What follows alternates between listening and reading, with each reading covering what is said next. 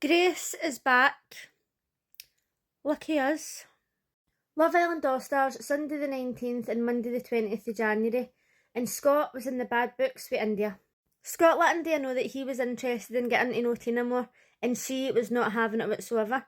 Then when she had to give out a card, was it like most snaky or most sneaky or whatever it was, she gave it to him, and he was shocked.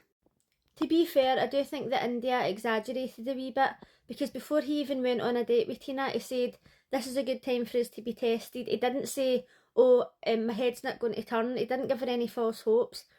But I think the thing that annoyed her the most is that when they were sitting on the beanbags talking and he says, oh, it's weird because we've got like friend vibes and then like now we're coupled up and I'm trying to talk to you and then it's as if you're a friend and I kind of forget. So she's obviously really took that to heart, as most days would. But I think that giving him that card was a bit harsh. Luke has been walking about, he's not knowing what the fuck's going on. One minute he's talking to Kaz and he's saying, oh, we'll be in bed tonight and we'll see how things go. Next minute Olivia kisses him and he's like, oh, maybe I shouldn't have called things off at the start. Then he's talking to Tina and he's kissing her. Now, I had the confidence to go up and just say to Tina, oh, let's go and kiss or whatever, like in a jokey way. But then when Tina chose Scott, which she obviously was going to pick him, he was crying, and I did feel bad for him, but I kind of I don't really know what's going on in his head right now. When it came time for the recoupling, he actually said, oh, like, the right person is not in here for me or whatever, and Tina hadn't even chose yet, so even if she was going to pick him, she probably would have been standing there like, oh, maybe he regrets kissing me earlier or whatever. Ekin-Su is winding me up.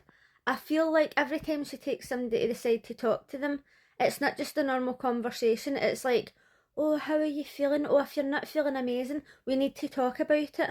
Or, oh, Amin is a bombshell, and like giving them all this advice as if like, oh, I've won the show before, so I am the be-all and end-all, I know everything about Love Island. I know she's not saying that, but that's what it's coming across as. And it's just fake as fuck. When Maya came in for the recoupling, was it just me, or did she seem in like a really weird mood? Because when Tina picked Scott, she just turned straight around to India and says, you're single and you've been dumped from the island. And then she was like, oh, see you guys later or whatever. And it was pure as if she was in a huff. I was like, okay. One thing that really annoyed me is that when Luca was crying and the girls were trying to comfort him, they were doing it like, ah, as if he was a baby. And men are allowed to cry just as women are allowed to cry. And if I was upset about something and somebody was like to me, oh, I'd be like that. What the fuck is going on? It was really quite patronising, but he seemed to appreciate the fact that they were there supporting him, so obviously he didn't take offence to it. It was time for two new bombshells. Grace. Could be worse, at least it's not Joey. And Ron. When he was in his season, to start off with, I really liked him. He was one of my favourites. But as time went on, he was just a cocky wee fucknut, and he's obviously not changed. Gabby is absolutely losing her shit because she thinks that Grace is going to be interested in Casey for whatever reason. And she just cannot fathom that somebody wouldn't like Casey. Now, I'm like that with my partner. If somebody says to me, oh, your partner's hot, fucking prepare. I'm about to lose my shit. But if they say that they're not hot, I'm like, how can you possibly think that? It makes no sense. She's obviously having the same problem as me. I've just noticed that I really need to wash my hair. I've been in my bed sick for 4 days and I just had a bath, but I couldn't be bothered washing my hair, so excuse me. So while she was losing her shit about Grace, she was like, oh, she's absolutely stunning and she's probably every man's dream. And I thought, well, no. Like, okay, she is stunning, but not all men like skinny blondes, and certainly not all men like cunts. Grace took a few of the boys for a chat, and there's times where she sits and speaks and I actually think she comes across as a really nice person. Aye, she's stunning looking, but because of the way she was on her season, I think she's just a fucking snaky bitch. I feel like Luca's kind of thinking, oh, this was maybe meant to happen, but no, I think that Luca's way too sensitive to go with somebody like her. She'll just fucking play him for a fool. Ron. I just have a thing about men named Ron or Ronnie. By the way, in the last video, I says, is there anybody out there who thinks that Ronnie's hot? And somebody actually commented and says that they did. So, hands up, my mistake, there is people actually out there who think there's something about them, so we're all different. But anyway, back to this. Ron is so cocky, right? And I'm all about self-confidence. But the way he carries himself, I just don't like it, because it's that lad mentality.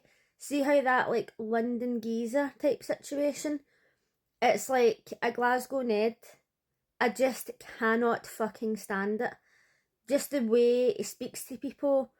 And I love people being confident, but I just can't stand them. When he was talking to Elma, he's in there like, oh, you and Ronnie, you're like wifed off, and the way you acted, like you exaggerated. Okay, a lot of people think that Elma exaggerated, but in my eyes, I don't think she did, because it was literally like 10 minutes apart, and Kaz was her friend. Like she said, had it been the next morning, or had it been the next night or whatever, it would have been a different story. But it was literally like you kissed me and then you went into the secret garden and kissed one of my friends. So, okay, maybe she shouldn't have been greeting and all that, but it's the fact that you're not used to things like that in real life. You're not used to like just kissing somebody and turning around and they're kissing your friend. Well, people don't do things like that now, maybe when they're like teenagers, but I mean, come on, to fuck, these people are all adults.